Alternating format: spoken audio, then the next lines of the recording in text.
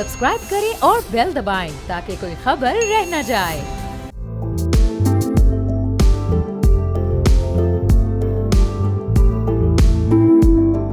अस्सलाम वालेकुम, मैं उमर जहांगीर, आप देख रहे हैं प्रोग्राम व्यापार। Oil and gas development company ने जनवरी 2026 के आगाज में खैबर पख्तूनख्वा के जिला कोहाट में तेल और गैस की 2 नई दरियाफ्तें की हैं। पहली बिली तंग वन कुएं में हुई, जहां हंगू और लमशीवाल फॉर्मेशन से रोजाना तकरीबन 1.5 MMCFD गैस निकली।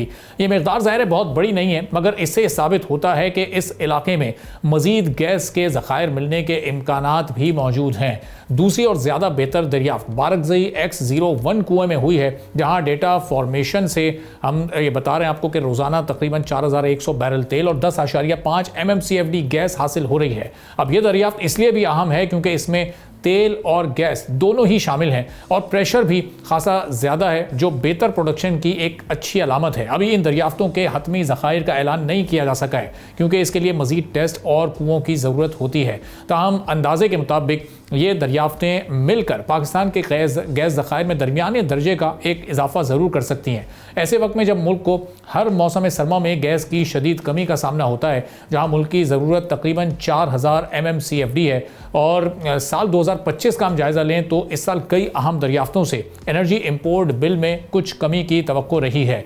बिली तंग वन कुएं से 1.5 MMCFD गैस मिली, बारकजई X01 से 10.5 MMCFD गैस और तेल भी मिला, फिर बारकजई X1 से तकरीबन 5.6 MMCFD गैस हासिल हुई।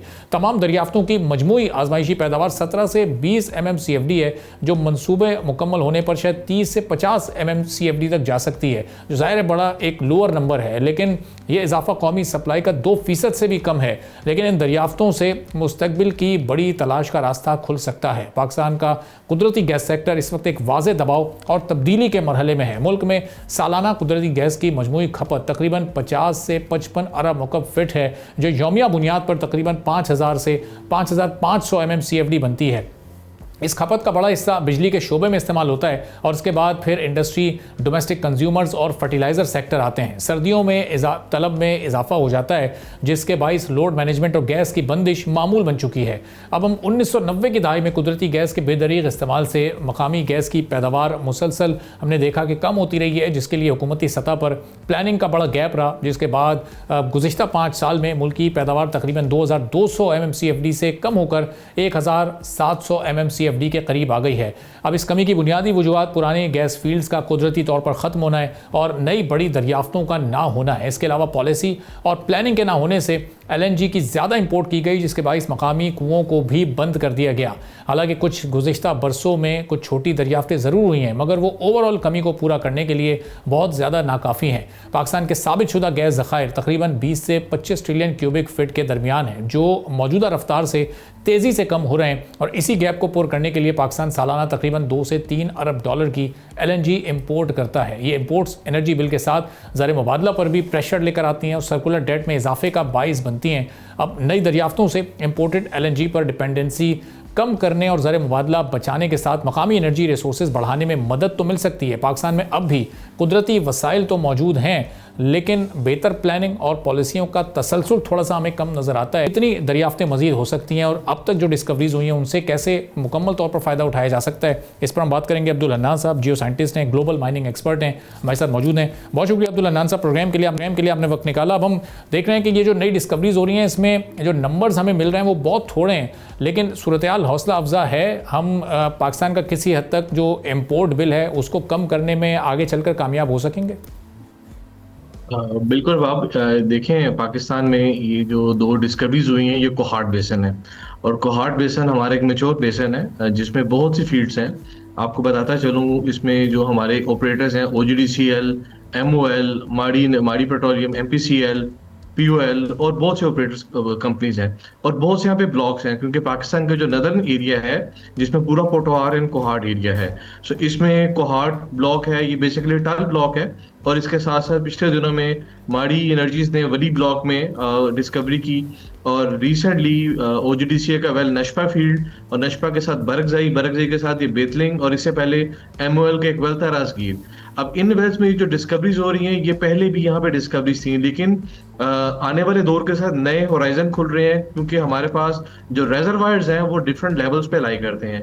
सो एक जो मेजर डिस्कवरी थी किंगरियाली फॉर्मेशन, जो कि एक ट्राइजेसिक एज की फॉर्मेशन है, उसने एक न्यू चैप्टर ओपन किया कि किंगरियाली फॉर्मेशन एक नया रेजर्वायर आइडेंटिफाई हुआ। इस रेजर्वायर की वजह से जो नियर बाय वेल्स है वहां पे भी हम इस पोर्टफोलियो को एक्सटेंड करते हुए नजर आ रहे हैं। ये डिस्कवरीज इनके जो स्पेक्स हैं, जो मिलियन क्यूबिक फीट गैस है या billion barrel oil per day की जो स्टैट्स हैं वो कम है, लेकिन ये एक इंट्रिकेट एरिया है, स्ट्रक्चरली बहुत कॉम्प्लेक्स एरिया है। सो ये जो दो एरियाज हैं ये डेफिनेटली इसमें एड ऑन नेशनल जो हमारी सप्लाई है, इंपोर्ट और एक्सपोर्ट, उस पर इफेक्ट तो करेंगे, और ये एड ऑन होते जाते हैं। आपको बताता चलूं, बेसिकली एक वेल में बहुत से रेजर्वायर्स होते हैं। जैसे बरगजई है, ये फर्स्ट प्लांट वेल था जो कि 2000 दिसंबर 2024 को स्टार्ट हुआ था। तो इसमें लमशीवाल फॉर्मेशन है, दत्ता फॉर्मेशन है, समाना सुख है, लोकार्ट है और किंगरियाली फॉर्मेशन। तो डिफरेंट लेवल पे हमारे पास हाइड्रोकार्बन्स प्रोड्यूस हो रहे होते हैं। तो ये जो नया वेल था स्लांट वेल, ये एक अच्छी डिस्कवरी थी, जिसमें ओजीडीसीएल के 65% स्टेक थे, पीपीएल के 30% है, गवर्नमेंट होल्डिंग के 5% स्टेक इस पे परसेंटेजेस थी। और इसमें जो दत्ता फॉर्मेशन है, क्योंकि दत्ता फॉर्मेशन इस एरिया में नियर बाय एरियाज में भी प्रोड्यूस कर रही है, जिसमें साउथ में अगर हम कालाबाग के पास जाएं तो मारी पेट्रोलियम का वेल हेलेनी है, जहां से दत्ता फॉर्मेशन प्रोड्यूस कर रही है। सो ये जो नए होराइजन ओपन अप हो रहे हैं, उनके कोहार्ट एक बहुत बड़ा बेसन है। इसमें फ्यूचर में वो एरिया जहां पे इन चीजों की एक्सटेंशन हो सकती है जियोलॉजिकली, तो कंपनीज आर लुकिंग फॉरवर्ड। और फ्यूचर में हमारा जो ये वली है, जो बन्नू साउथ के एरिया है, ये बड़ा एक प्रोमाइजिंग एरिया, जिसमें एक डिस्कवरी हुई थी फर्स्ट टाइम कावागढ़ फॉर्मेशन के अंदर, जो कि क्रिटेशियस एज की फॉर्मेशन है। इसी तरह ये जो नया वेल है बितलिंग, जो कि एक जॉइंट वेंचर है इन टल ब्लॉक, जिसमें ओजीडीसीएल मोल इसमें ऑपरेटर है, तो इसके अंदर भी दो फॉर्मेशन, बेसिकली हंगू फॉर्मेशन और लमशीवाल फॉर्मेशन के अंदर ये डिस्कवरीज आई हैं। सो ये जब चीजें ऐड ऑन होती हैं तो इसका इम्पैक्ट होगा कि with the passage of time जो हमारी एलएनजी पे डिपेंडेंस है वो कम होगी, क्योंकि ये तमाम के तमाम हमारे कन्वेंशनल रिसोर्सेज हैं जो कि हमने बहुत अरसे से, सालों साल से इस पे डिस्कवरीज कर रहे हैं। लेकिन ये जो न्यू होराइजन मिल रहे हैं, इसमें आपको बताता चलूं कि ये जो डिस्कवरीज हैं, ये बहुत मुश्किल होता है कि जमीन के अंदर बताना कि एग्जैक्ट किस डेप्थ पे आपने वेल को इम्प्लांट करना है, कितनी डेप्थ पे आपको हाइड्रोकार्बन मिलेंगे। जितनी भी लेटेस्ट टेक्नोलॉजी है, तो ये एक बहुत बड़ा रिस्क होता है जियोलॉजिस्ट के लिए, प्रोफेशनल्स के लिए। सो पाकिस्तान का ओवरऑल जो ड्रिलिंग रेट है या सक्सेस रेशो है वो बहुत ज्यादा है। और इसी तरह फ्यूचर में पाकिस्तान का जो एक नया पोटेंशियल है, जिसको ऑफशोर पोटेंशियल कहते हैं, ये एक ऐसा चैप्टर है जो कि न्यू होराइजन्स को ओपन अप करेगा। और थर्ड केस में जो हमारा अनकन्वेंशनल हाइड्रोकार्बन्स है, जिसमें भी रिसेंटली ओजीडीसीएल का वेल था, साउथ में पीपीएल का वेल था, जहां पे फर्स्ट अनकन्वेंशनल हाइड्रोकार्बन्स की डिस्कवरी, क्योंकि उसमें बेसिकली जो अनकन्वेंशनल हाइड्रोकार्बन्स होते हैं उसमें प्रोसेसिंग हमें प्रोसेस करना पड़ता है, जिसकी ऑपरेटिंग कॉस्ट काफी ज्यादा होती है। सो ये एक अच्छी 2026 में जो 3-4 डिस्कवरीज हैं, ये एक अच्छा चैप्टर ओपन अप करेगी। और इसका फायदा बेसिकली ये होगा कि हमारे पास जो स्ट्रेटेजिक इंपॉर्टेंस है कि हमारी जो इंपोर्ट की डिपेंडेंस है वो बहुत ज्यादा कम तो नहीं होगी, लेकिन वो ऐड ऑन होती जाएगी। और जो new production bolster reserve explode हो रहे हैं, ये लॉन्ग टर्म जो हमारा एक पेट्रोलियम सिस्टम है उसकी हमें बाउंड्रीज पता चलती हैं। उसके साथ साथ यहाँ पे जो नेबर फील्ड है, चंदा है, नशपा है, मेला है, मंजलई है, मरमजई है, और बहुत से वेल्स हैं जहां पे हम इन टारगेट्स को डिलीनिएट कर सकते हैं। और ऑन गोइंग एक्सप्लोरेशन टारगेट में जो कंपनीज हैं अपने पोर्टफोलियो को एनहांस करती हुई नजर आ रही हैं। और अब्दुल हन्नान साहब, ये जो कोहार्ट बेसन में चूंकि ये डिस्कवरीज हुई, तो इस बेसन की प्रोडक्टिविटी कैसी है, कितनी है? मैक्सिमम हम इसको एक्सप्लोर या डिस्कवर कर चुके हैं, या अभी बहुत कुछ ऐसा है जो कि यहाँ से डिस्कवर होना बाकी है? अरबाब, कोहार्ट में बेसिकली जो कोहार्ट एक बेसन है, क्योंकि ये कोहार्ट सिटी ही नहीं, एक जियोलॉजिकल टाइम है कोहार्ट बेसन, जिसमें सबसे नॉर्थ वेस्ट में आता है तीरा ब्लॉक, जो कि औरंगजेई के पास आता है। औरंगजेई का जो नदरन पार्ट है वो ओजीडीसी के 2 ब्लॉक्स हैं। उसके बाद साउथ में टल ब्लॉक है, ये मर्दान खेल के पास आता है। फिर कोहार्ट का इटसेल्फ ब्लॉक है, फिर नीचे जब हम करक की तरफ से वजीरिस्तान की तरफ जाते हैं तो यहाँ पे वजीरिस्तान ब्लॉक है, मीरन ब्लॉक है, लतम्बड़ ब्लॉक है। ये वो तमाम एरियाज हैं जो कि फ्यूचर में हाइड्रोकार्बन की एक्सटेंशन यहाँ पे पाई जाती है, और ये सारा अनडिस्कवर्ड एरिया है क्योंकि लास्ट ईयर मारी एनर्जीज ने वली ब्लॉक के अंदर एक क्रिटेशियस में हाइड्रोकार्बन को कावागढ़ फॉर्मेशन में आइडेंटिफाई किया था। तो ये वो एरियाज है क्योंकि यहाँ पे सिक्योरिटी रिस्क के साथ साथ जियोलॉजिकल रिस्क भी है, जिसको आने वाले टाइम के साथ जो हमारी टेक्नोलॉजी है उसके साथ इसको मिनिमाइज किया जा रहा है। जो नए हमारे जितने भी पेट्रोलियम प्रोफेशनल्स हैं वो इन टेक्निक्स को यूटिलाइज करते हुए इन चीज़ों को आइडेंटिफाई कर रहे हैं। तो there is still much to go in the Kohat basin. Kohat एक हमारा मेच्योर बेसन है, जो कि इसमें आपको बताता चलूं कि पेट्रोलियम सिस्टम में हमारे पास एक सोर्स रॉक होती है, सोर्स में हाइड्रोकार्बन्स बनते हैं और ये अपवर्ड माइग्रेट करते हैं, रेजर्वायर रॉक में आके स्टोर होते हैं। So as a petroleum professional हम इन रेजर्वायर्स को, इन ट्रैप्स को टारगेट करते हैं विद 3D और 2D साइज्मिक। सो ये हमारी जितनी भी कंपनीज है स्टेट ऑफ द आर्ट है, they have all the facilities. So अभी मेरे ख्याल में कोहार्ट बेसन में बहुत सा ऐसे नॉन रीजन है जिसमें फ्यूचर में हाइड्रोकार्बन मजीद डिस्कवर होंगे और ये नेशनल ग्रिड में ऐड ऑन जरूर करेंगे। सही। और अब्दुल हन्नान साहब, कुछ अर्से पहले जब अमेरिकी प्रेसिडेंट डोनाल्ड ट्रंप ने पाकिस्तान के ऑयल एंड गैस सेक्टर में दिलचस्पी का इजहार किया था, इन्वेस्टमेंट की बात की थी, अमेरिकन कंपनीज़ के यहाँ पर आकर जॉइंट वेंचर्स करने की बात की थी, तो उसके बाद से कोई छोटी सी भी डिस्कवरी होती है तो उसकी एक बड़ी हाइप बन जाती है कि इतने पाकिस्तान में रिजर्व्स मौजूद हैं और दुनिया के एक्सपर्ट्स को भी ये पता है, लेकिन अभी तक वो एक्सप्लोर नहीं हो पा रहे। तो कोई बड़ी डिस्कवरी कब तक एक्सपेक्टेड है? 2026 में कोई बड़ा सरप्राइज हमें मिल सकता है? बिल्कुल। अब आप देखें जो लार्जर डिस्कवरी हैं, देखें जो पाकिस्तान की सबसे बड़ी गैस फील्ड थी वो सुई फील्ड है, उसके बाद कादरपुर फील्ड है जो कि 1951 की डिस्कवरी है। इस तरह पाकिस्तान में जो ऑयल की सबसे बड़ी फील्ड है वो आधी फील्ड है पीपीएल की पोटवार के अंदर। अब जो बड़ी डिस्कवरीज हैं वो डेफिनेटली उसके लिए टेक्नोलॉजी की जरूरत है, और उसमें जो एरिया रह गया है वो दो सेक्टर हैं। एक अनकन्वेंशनल हाइड्रोकार्बन्स है, वो हमें पता है कौन कौन से रीजन हैं जहाँ पे अनकन्वेंशनल हाइड्रोकार्बन्स हैं, लेकिन उसके लिए हैवी मशीनरी, इक्विपमेंट, उसकी ऑपरेटिंग कॉस्ट बहुत ज्यादा है।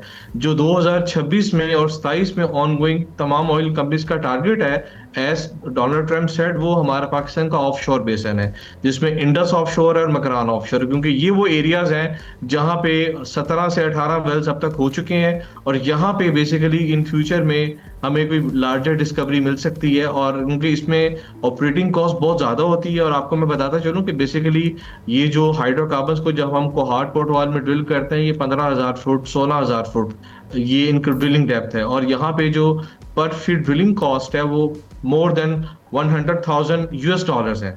इसी तरह ऑफशोर में जाके और रिस्क आ जाते हैं। सो हमारा जो अब पाकिस्तान का नेक्स्ट टारगेट है, जो कंपनीज लुक फॉरवर्ड कर रही हैं, क्योंकि बहुत सी नई कंपनीज भी आई हैं जो कि इसमें इन्वेस्ट कर रही हैं, वो पाकिस्तान का ऑफशोर टारगेट है। एक और एरिया है जो कि बहुत प्रोमाइजिंग है, वो हमारा पंजाब प्लेटफॉर्म है। पाकिस्तान का बॉर्डर जो इंडिया के साथ है, जो हमारा ये पंजाब प्लेटफॉर्म जो इंडिया का बॉर्डर है, इंडियन साइड पे वहां पे कुछ ऐसे वेल्स हैं जहां पे हाइड्रोकार्बन डिस्कवर हुए हैं। और अब्दुल हन्नान साहब, एक आखिरी सवाल कि किसी भी लार्जर डिस्कवरी के लिए हमें फिर फॉरेन इन्वेस्टमेंट की, फॉरेन कंपनी की और फॉरेन टेक्नोलॉजी की ज़रूरत पड़ेगी, या लोकली भी हम अपने ओन पर इसको कर सकते हैं मैनेज? अरबाब, वैसे तो हमारे पास जो पाकिस्तान की स्टेट ओन कंपनीज हैं या प्राइवेट कंपनीज है, they are state of the art, including OGDCL, PPL, Mari energies, MOL, MOL, और जो पास में फॉरेन कंपनीज पाकिस्तान में रही हैं। लेकिन जब हम लार्जर स्केल पे जाते हैं उसमें रिस्क बढ़ जाता है, क्योंकि ड्रिलिंग कॉस्ट बहुत ज़्यादा है, स्पेसिफिकली ऑफशोर में। तो उसमें हमें इंटीग्रेटेड रिग्स चाहिए होती हैं जिनकी एफिशिएंसी बहुत अच्छी होती है, प्लस जो ऑफशोर ड्रिलिंग में ड्रिल शिप है, जैसे जब केकड़ा 1 वेल हुआ था, सो इटालियन कंपनी थी और एक्सन मोबिल आई थी। तो लार्जर इन्वेस्टमेंट चाहिए होती है इंस्ट्रूमेंट्स के लिए, फैसिलिटी के लिए और टेक्नोलॉजी के लिए।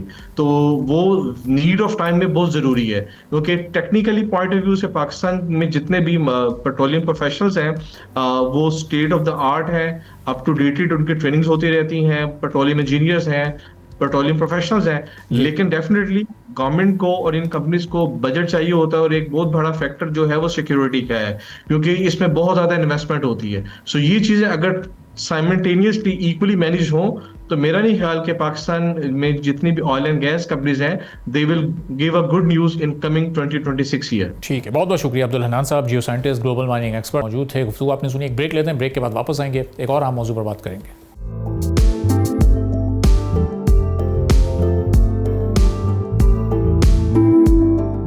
एक बार फिर आपको प्रोग्राम में खुशामदीद कहेंगे। वेनेजुएला के सदर की अमेरिका में गिरफ्तारी और मुकदमे के असरात महज सियासी नहीं बल्कि माशी और आलमी तवानाई मंडी तक भी फैल चुके हैं। वेनेजुएला दुनिया के सबसे बड़े तेल ज़खायर रखने वाला मुल्क है, मगर पाबंदियों और कमज़ोर इंफ्रास्ट्रक्चर के बाइस इसकी पैदावार पहले ही महदूद है। अब ऐसी सूरत हाल में अचानक सियासी अदम इस्तेहकाम तेल की सप्लाई को मज़ीद गैर यकीनी में ला सकता है। इक़्तिसादी तौर पर सबसे फौरी असर आलमी तेल की कीमतों पर पड़ सकता है। अगर वेनेजुएला से रोज़ाना तकरीबन 4 लाख बैरल तेल मार्केट से निकाल लिया जाए तो आलमी सतह पर यह सप्लाई मज़ीद सुकड़ सकती है। ख़ास तौर पर हैवी क्रूड की कैटेगरी में इससे ब्रेंट ऑयल की कीमतों पर प्रेशर आ सकता है, क्योंकि ब्रेंट ज़्यादातर आलमी और समुद्री सप्लाई को रिफ्लेक्ट करता है। माहिरीन के मुताबिक थोड़ी मुद्दत के लिए ब्रेंट की कीमत में $1 से $3 फी बैरल का इजाफा भी हो सकता है, जैसा हमने फौरी तौर पर देखा भी है। जबकि WTI पर असर निस्बतन कम होगा, क्योंकि अमेरिका के पास लोकल और कैनेडियन सप्लाई जैसे ऑल्टरनेट मौजूद हैं। लेकिन चाइना इस बहरान से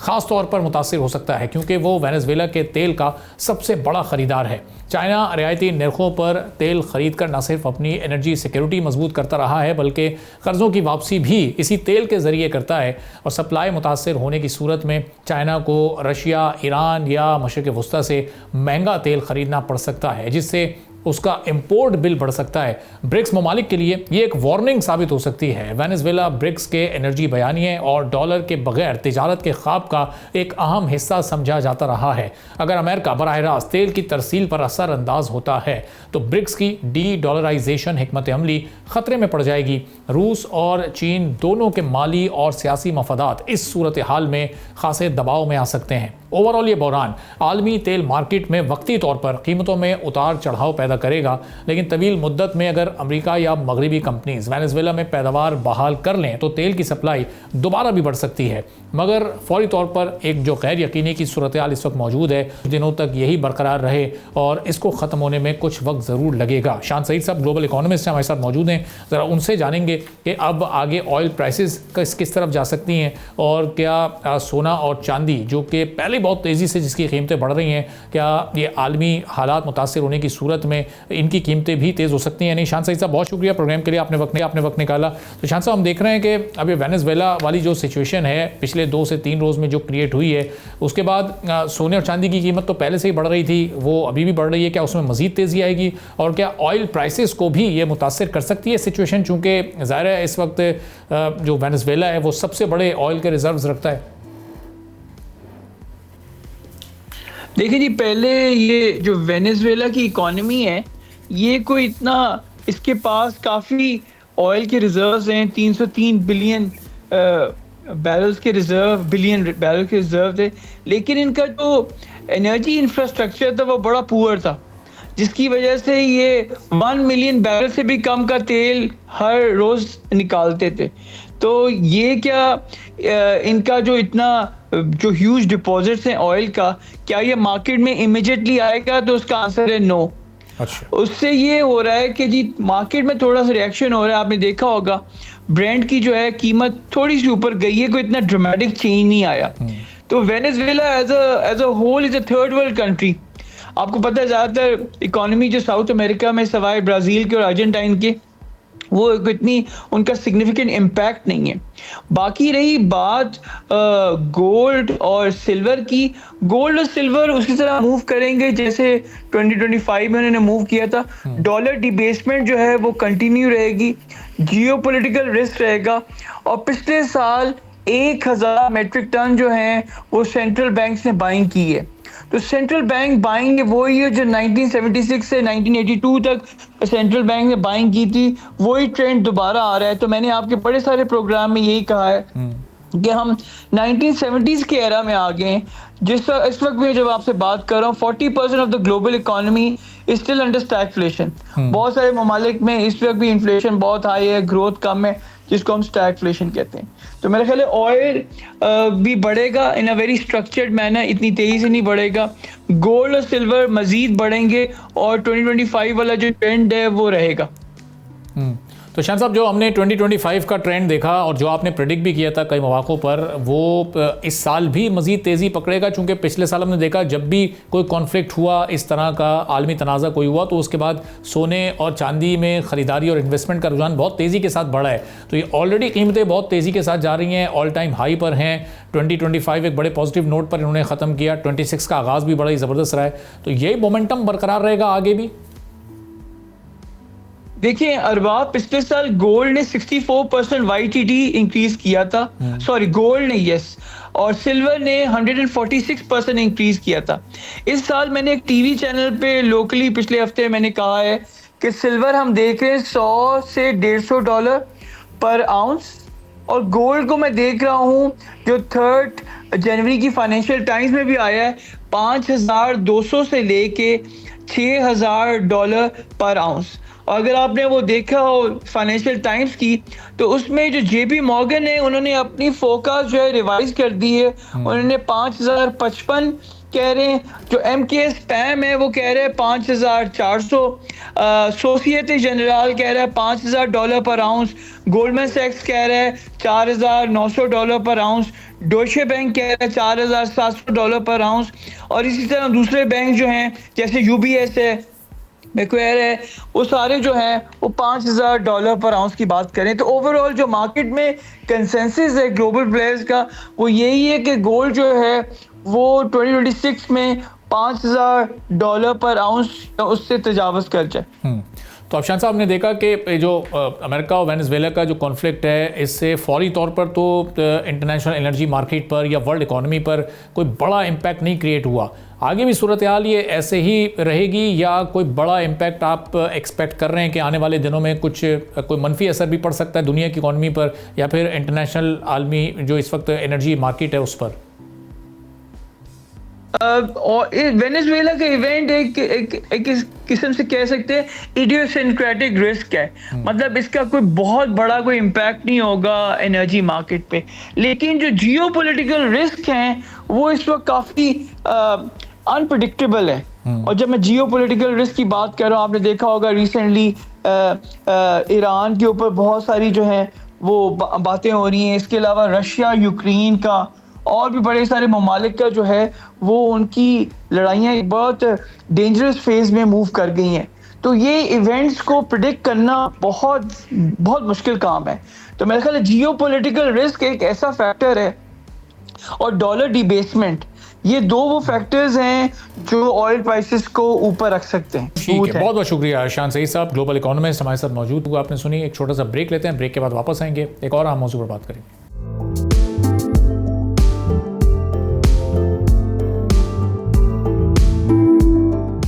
एक बार फिर आपको प्रोग्राम में खुशामदीद कहेंगे। हुकूमत पाकिस्तान ने 2026 में तमाम बिजली सार्फिन को रिलीफ देने का फैसला किया है, जिसकी बुनियाद कैप्टिव पावर लेवी से हासिल होने वाली आमदन होगी। अब ये फैसला दरअसल पाकिस्तान और IMF के दरमियान होने वाले एक मुआहदे का हिस्सा है, जिसका मकसद एनर्जी के निज़ाम को ज़्यादा शफाफ और पायदार बनाना है। कैप्टिव पावर प्लांट्स वो सनती यूनिट्स होते हैं जो खुद गैस या RLNG से बिजली पैदा करते हैं, क्योंकि इन्हें ग्रिड महंगा या अनस्टेबल लगता था। बरसों तक ये निज़ाम सनत के लिए सस्ता और फ़ायदेमंद रहा, मगर इसका बोझ आम बिजली सार्फिन और कौमी खजाने पर पड़ता रहा। अब IMF ने इसी अदम तवाज़ुन को ख़त्म करने पर जोर दिया है। इसीलिए 2025 में captive power plants levy act के तहत एक नया टैक्स मुतारिफ कराया गया है, जो पहले मरहले में 5% लेवी लगाई गई है, जो अब 10% हो चुकी है। फरवरी 2026 में ये 15% और फिर अगस्त 2026 में ये 20% तक पहुँच जाएगी। और इसके साथ कैप्टिव पावर प्लांट्स के लिए गैस की कीमत भी 3,000 से बढ़ाकर 3,500 रुपये फ़ी MMBTU कर दी गई है। इस लेवी से जमा होने वाली रकम सीधी हुकूमत के पास नहीं रुकती, बल्कि एक तयशुदा तरीक़ाकार के तहत बिजली कंज्यूमर्स को वापस दी जाती है। और इस तरीक़ाकार में पहले पेट्रोलियम डिवीज़न लेवी वसूल करता है, फिर ये रकम फाइनेंस डिवीज़न और फिर बाद में पावर डिवीज़न को मुंतकिल होती है। नेपरा हर 2 माह बाद हिसाब लगाकर तय करता है कि फ़ी यूनिट बिजली कितनी सस्ती की जा सकती है। फिर ये रिलीफ बिजली के बिल में फ़ी यूनिट कमी की सूरत में शामिल किया जाता है और आमतौर पर फ्यूल चार्ज एडजस्टमेंट के ज़रिए होता है। अब एक्सपर्ट्स ये कहते हैं कि जब लेवी 20% तक पहुँच जाएगी तो सालाना 100 से 200 अरब रुपए तक कौमी ख़जाने में जमा हो सकते हैं। तो इसका मतलब ये है कि बिजली के नरखों में 1.5 से 3 रुपए फ़ी यूनिट तक की कमी मुमकिन हो सकेगी। साथ ही ये पॉलिसी सनत को कौमी ग्रिड की तरफ वापस लाने में भी अपना किरदार अदा कर सकती है, जिससे गर्दिशी कर्जा और सब्सिडी का बोझ कम हो सकता है। अब सादा अल्फाज में कैप्टिव पावर लेवी आम सारिफ के लिए बिल वास्ता रिलीफ और इसके साथ ग्रिड के निज़ाम के लिए रिफॉर्म्स का जरिया है। अगर इस पर सही तौर पर अमल दरामद हो तो ये बिजली के मसले का हल बन सकती है या नहीं, यही सवाल हम रखेंगे डॉक्टर खालिद वलीद साहब के सामने, जो हेड ऑफ रिसर्च हैं SDPI के, हमारे साथ मौजूद हैं। डॉक्टर साहब बहुत शुक्रिया प्रोग्राम के लिए, आपने वक्त निकाला। अब ये जो इस लेवी के ज़रिए हुकूमत एक रिलीफ देना चाह रही है आवाम को, ये प्रैक्टिकली आपको मुमकिन नज़र आ रहा है? कोई 2 से 3 रुपए की कमी फ़ी यूनिट में मुमकिन हो सकेगी ओवरऑल पूरे मुल्क में? जी बहुत शुक्रिया। ये सोल्यूशन का एक हिस्सा तो हो सकता है, लेकिन इसको इंटायरली एक सोल्यूशन समझना आपके पावर सेक्टर के मसाइल का वो शायद दुरुस्त नहीं होगा। ऑब्वियसली हमारी जो ग्रिड की डिमांड है वो नीचे जा रही है। ग्रिड की डिमांड नीचे जाने से, चूंकि हमारे पास long term power purchasing agreement है, तो जैसे ही ग्रिड की डिमांड नीचे आती है, आपका जो इलेक्ट्रिसिटी का रेट है वो पर यूनिट टर्म्स में बढ़ जाता है कैपेसिटी चार्जेस की वजह से। तो अगर आप कैपेसिटी चार्जेस को देखें तो अभी इस दफ़ा जो फिस्कल ईयर 26 के लिए जो आपका पावर परचेज प्राइस डिटरमिन हुआ है, उसमें कोई अराउंड 50 से 60% आपके कैपेसिटी चार्जेस हैं।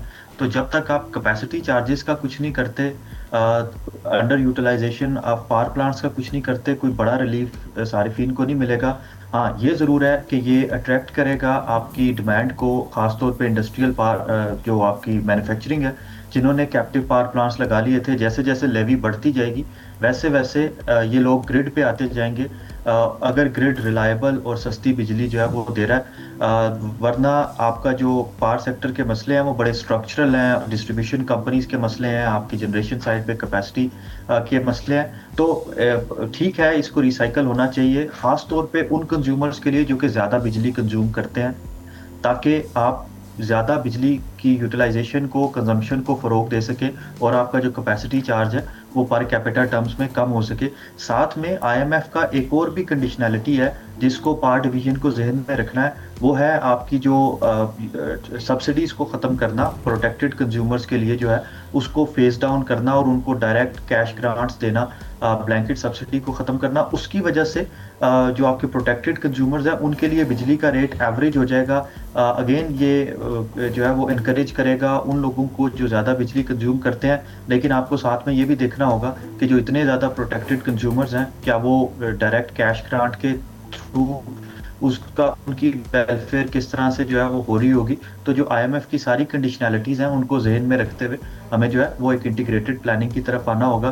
ख़ास तौर पे आपका जो नेट मीटर्ड सोलर सारिफीन है उनको देखते हुए उनको किस तरह से एक पॉजिटिव वे में ग्रिड के फ़ायदे के लिए यूज़ करना है, उसके लिए भी हुकूमत को कुछ करना होगा। साथ में जो रैपिड सोलराइजेशन हो रही है, ऑफ ग्रिड और बैटरी का जो रेवोल्यूशन आ रहा है, उसमें भी देखना है कि वो भी काज कर रहा होगा कि आपके जो ग्रिड की डिमांड है वो नीचे आ रही है। एक साइड पे तो हुकूमत बड़ा अच्छा कर रही है कि वो कैप्टिव पावर प्लांट्स को बंद करिए, दूसरी साइड पे जो consumer residential consumers of grid हो रहे हैं उसकी वजह से भी आपका जो कैपेसिटी चार्जेस है वो पर कैपिटा टर्म्स में बढ़ते हैं। तो इस इक्विलिब्रियम को भी बरकरार रखना होगा। और फिर डॉक्टर साहब, ये जो सब्सिडी को आप राइट ऑफ करने की बात कर रहे हैं, अगर ये इसको ख़त्म किया जाता है प्रोटेक्टेड सार्फिन के लिए, तो इसको डाइजेस्ट करना भी ज़्यादा लोगों के लिए बड़ा मुश्किल होता है। वो अमाउंट कैश की सूरत में उन्हें मिलता है, तो इससे पावर सेक्टर को क्या फ़ायदा हो सकेगा, चूँकि हुकूमत के पास से तो वो अमाउंट उनको शिफ्ट हो ही रहा है। जी देखें, आपका जो स्लैब वाइज टैरिफ है उसमें वो लोग जो 700 से ज़्यादा यूनिट्स यूज़ करते हैं उनके लिए बिजली का टैरिफ 40+ रुपीज़ का है, 43-47 रुपये का। और वो लोग जो प्रोटेक्टेड कंज्यूमर्स हैं उनके लिए 13 रुपये का है। अगर आप प्रोटेक्टेड कंज्यूमर्स को ख़त्म कर दें, एक ही टैरिफ रखें, तो आपका जो एवरेज टैरिफ है वो कोई अराउंड 25-26 रुपये पे आ जाएगा यूनिट। उससे वो लोग जो ज़्यादा बिजली कंज्यूम करते हैं और सोलर लगाने का सोच रहे हैं, शायद उससे ग्रिड compete कर सकेगा, किसी हद तक compete कर सकेगा। तो कुछ प्लानिंग इस तरह से हो रही है। और आपके जो ब्लैंकेट सब्सिडी जिनको दी जा रही है उनको IMF के मुताबिक आप बेनज़ीर इनकम सपोर्ट प्रोग्राम के थ्रू डायरेक्ट कैश ग्रांट्स देंगे, जो कि वाकई मुस्तहिक हैं या जिन्होंने मल्टीपल मीटर्स लगाए हुए हैं उससे भी शायद छुटकारा मिल सकेगा पावर डिवीजन को। लेकिन अगेन इसको थोड़ा सा इंटीग्रेटेड वे में, कहीं आप एक प्रॉब्लम को सॉल्व करते करते 2 3 4 और ना खड़ी कर दें। और जब भी इस तरह से होगा, प्रोटेक्टेड कंज्यूमर चूंकि बहुत ज़्यादा है, वो आपके कोई अराउंड 50% से ज़्यादा कंज्यूमर्स बनते हैं, तो उसमें सोलराइजेशन जो है वो रुझान बढ़ जाएगा, तो माइट भी ग्रिड की डिमांड बढ़ने की बजाय कम हो जाए। तो इस चीज़ को थोड़ा सा देखना है। लेकिन साथ में ये जो कैप्टिव लेवी है, इसकी जो रिसाइकलिंग है, जो आपने अपने इब्तदाई में भी बताया कि पहले वो पेट्रोलियम डिवीजन के पास जाती है, फाइनेंस डिवीजन के पास, फिर पावर डिवीजन के पास आती है, और नेफ्टा उसको क्वार्टरली बेसिस पे जो है वो एडजस्ट करके 2 महीने में एडजस्ट करके वो फ्यूल जो आपका कंपोनेंट है उसके साथ एडजस्ट करता है। उसका भी एक एफिशिएंट मैकेनिज्म जो है वो हो, ताकि लोगों को एक प्राइस सिग्नल मिल सके कि ग्रिड की जो प्राइसेस हैं वो कुछ हद तक कम हो रही हैं, ताकि आप जो है वो ग्रिड को थोड़ा सा कंपेटिटिव रख सकें, अगर आप ग्रिड को बचाना चाह रहे हैं। वरना आपका जो डिस्ट्रीब्यूटेड सोलर है और जो आपका जिस तरह से बैटरी की प्राइस नीचे आ रही है, आपके ग्रिड को काफ़ी सारे मसले जो है वो पेश आएंगे आगे फ्यूचर में। और डॉक्टर साहब, ये ग्रिड की कंजम्पशन को बढ़ाने के लिए अब फौरी तौर पर कोई शॉर्ट टर्म स्टेप्स गवर्नमेंट को लेने क्या हैं? चूँकि जिस तरह आप सोलर मार्केट में एक कॉमन प्रोडक्ट के तौर पर यूज़ हो रहा है, चाहे कोई मुकम्मल तौर पर नहीं भी ग्रिड पर शिफ्ट हो रहा है, लेकिन वो पार्शली ज़रूर उस फैसिलिटी का इस्तेमाल कर रहा है, तो ग्रिड पर ऑटोमेटिकली ज़ाहिर है उससे ऑफलोड होने की सूरत में जो लोग मौजूद हैं उन पर लोड बढ़ता जा रहा है। हुकूमत करे क्या, इसका हल क्या निकाले? वो सोलर पर जाकर टैक्सेस लगाते हैं या नेट मीटरिंग वाले इशू को छेड़ते हैं, तो वहाँ से भी उन पर तनकीद होती है, क्योंकि वहाँ भी यूज़र्स बहुत ज़्यादा हो चुके हैं। ऑप्शंस क्या है हुकूमत के पास? देखिए, आपका जो भी हाइस का सर्वे आया है, पाकिस्तान ब्यूरो ऑफ स्टैटिस्टिक्स का हाउस होल्ड इंटीग्रेटेड एक्सपेंडिचर्स सर्वे 2024-25 का, उसमें 20% सार्फिन ऐसे हैं जो किसी न किसी एक सूरत में सोलर को यूज़ कर रहे हैं। इसका मतलब है हर 5 में से एक घर जो है, एक हाउस होल्ड जो है पाकिस्तान में, वो सोलर यूज़ कर रहा है। तो आप इस रेवोल्यूशन को नहीं रोक सकते। हुकूमत को शॉर्ट टर्म में ये करना है कि रेजिडेंशियल कंज्यूमर्स के लिए सोलर को इंसेंटिवाइज करे, इंडस्ट्रियल कंज्यूमर्स को ग्रिड पे लेके आए पैकेजेस दे के।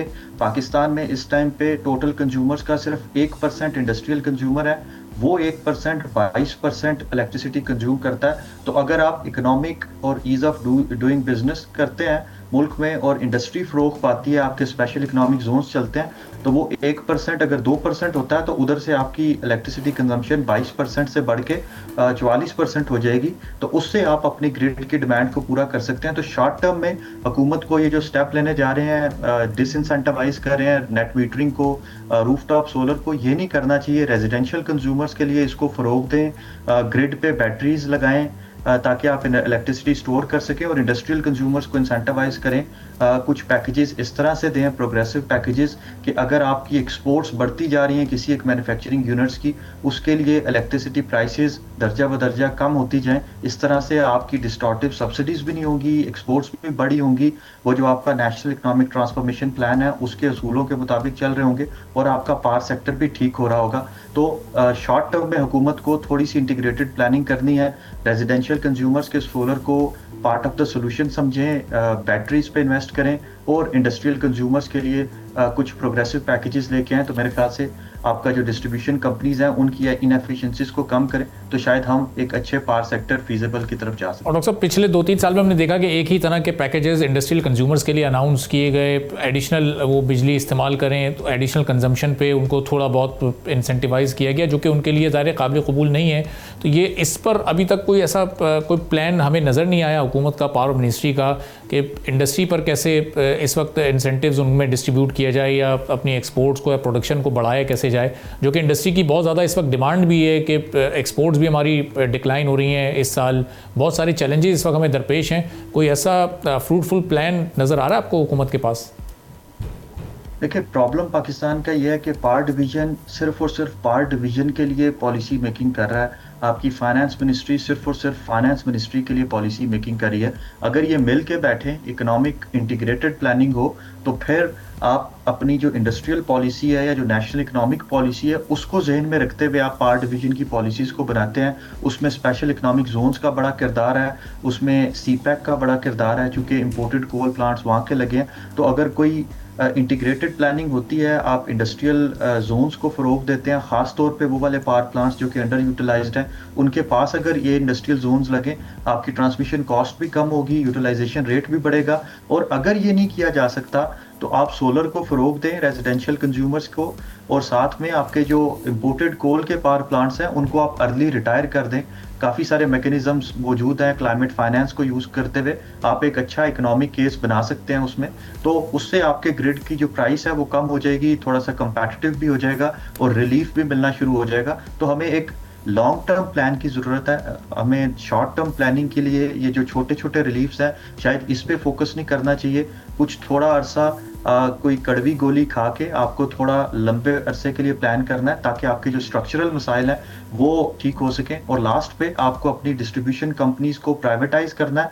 अगर आप प्राइवेटाइजेशन की तरफ जा रहे हैं तो सिर्फ प्राइवेटाइज नहीं करना, जब तक आप उनको कंपटीशन में नहीं लेके आएंगे एक दूसरे के साथ, तब तक आपकी क्वालिटी ऑफ सर्विस, कलेक्शन का रेशो और आपकी जो सब्सिडीज मिल रही है उनको, उसका रेशो कम नहीं होगा। तो आपको ये सारे के सारे एक ही साथ में ये वाला एक इंटीग्रेटेड रिफॉर्म प्लान की सूरत में आगे जाना होगा, वरना आपके ये जो क्रॉनिक मसाइल्स हैं ये इसी तरह रहेंगे। बहुत बहुत शुक्रिया डॉक्टर खालिद वली साहब, हेड ऑफ रिसर्च हमारे साथ मौजूद थे। गुफ्तगू आपने सुनी। इसी के साथ आज के प्रोग्राम से इजाज़त दीजिए। अल्लाह हाफ़िज़।